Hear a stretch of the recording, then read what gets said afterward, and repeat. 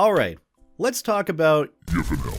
But seriously, this is something as a term that I haven't really understood as to why it's considered an insult with regards to furries. Whether it's coming from an anti-furry, furry hater, gamer. Like if you're a furry, you've heard this phrase thrown around all the time with regards to your hobby, with regards to what you do. Furries, yiff in hell, go away from me. And I never understood it on why it was an insult. And to sort of explain that, I want to talk about the idea of Horny Jail. I know, some...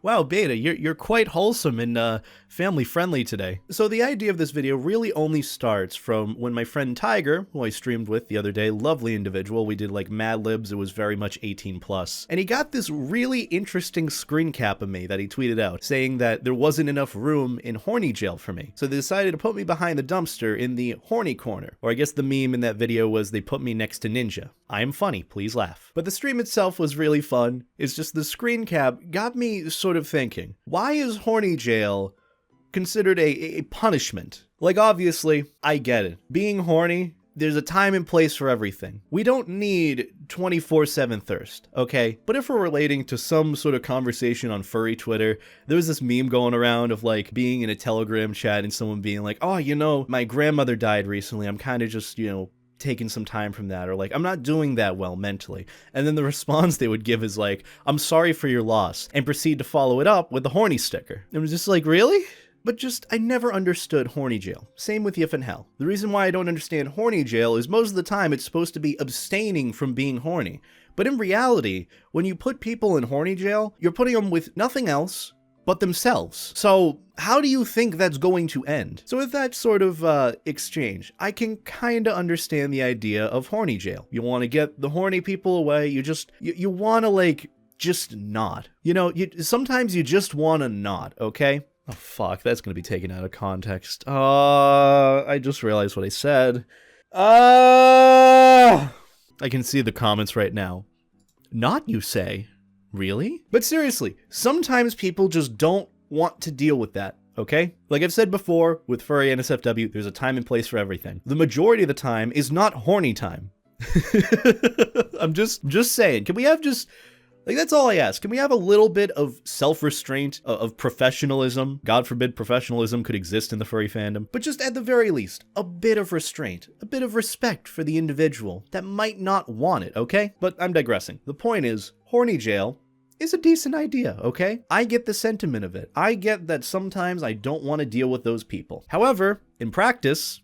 oh boy, was it a mistake. Now, if you think about it, the same exact thing, the theory, practice, whatever we just talked about, can be applied to Yiff In Hell, without the horny connotations, okay? Not everything has to be horny. But in this sense, the idea of Yiff In Hell, from an anti-furry or furry hater standpoint, from what we said, is supposed to be just negative. It's supposed to be an insult. The idea is just, hey, furries, go the fuck away from me. It's supposed to make furries somewhat feel bad about themselves, sort of like a bullying tactic, you know? But the thing is, we hear it all the time that we become numb to it. However, I look at it in a much different sense. Now let's put this into practice. Now say that furries, no matter what they do, no matter how great of a person they are set to eternal damnation at the end of their life because something with God hating furries for whatever reason, I don't know. I'm just saying, it's gonna be the most lit fucking furry convention ever. If all furries are going to hell, it's gonna be amazing. It's gonna be the furry convention that never ends. Because think about it in the sense of just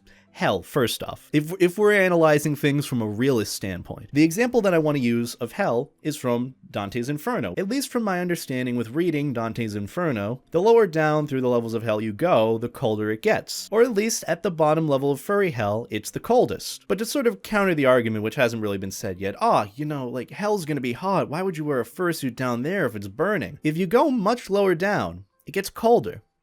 And what's probably the coldest furry convention we can think of? Midwest Fur Fest. When you're waiting outside to do like a smoke or a vape or whatever furries do, you know, late at night, when you just want to get a nice breeze, but you want to stay a nice temperature in your fursuit, you go outside, right outside the hotel lobby. It's nice and cool. It's literally Chicago during winter, which is the worst thing you could probably ask for, unless you're a furry. So there's the first argument. Yiff In Hell wouldn't be so bad in that sense. Oh, but what about the other shitty people? If all furries are going to hell, what about like the pedophiles and, you know, zoophiles? there are different levels of furry hell. But if you're just like a furry, just a regular furry, you haven't done anything else, you're not a shitty person besides being a furry, apparently, you go to that, like, furry level. I'm assuming that there is this level in hell just for furries. At least if we're taking into account the context of what Yiff In Hell is supposed to mean. Dude, I might be galaxy braining this, I just realized.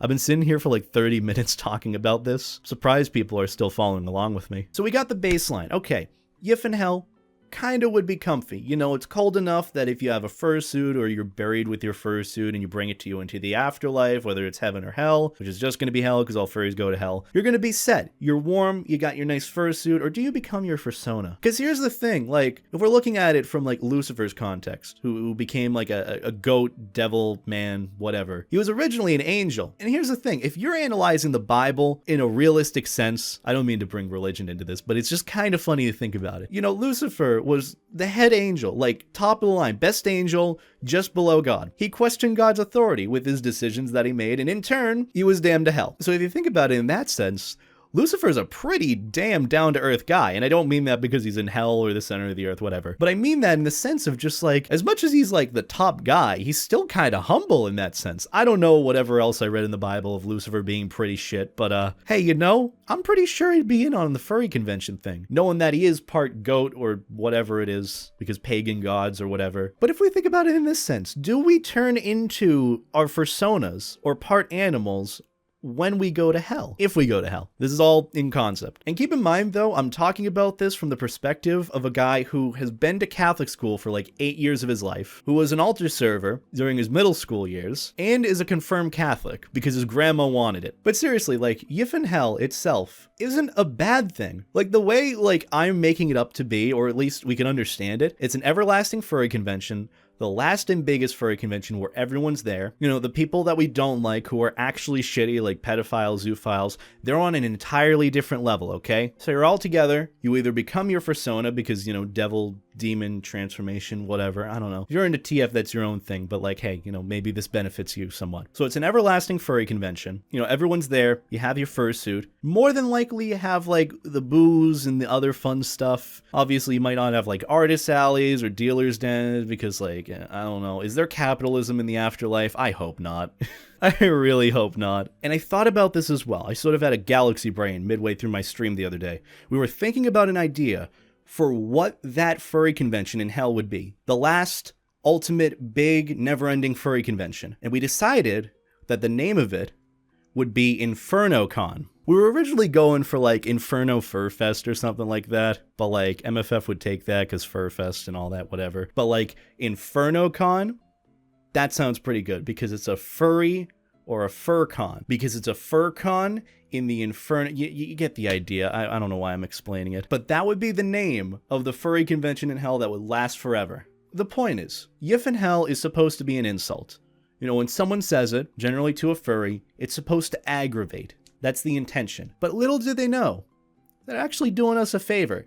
So next time someone tells you, Yiff In Hell, just look at them with a genuine face and say, thank you. Not even to aggravate them in return or just how to respond to hate.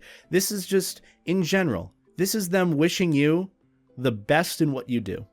They're wishing you, hey, I hope you have a good furry convention in the afterlife. As morbid as that sounds. Just look at them and genuinely say, thank you. Really, thank you.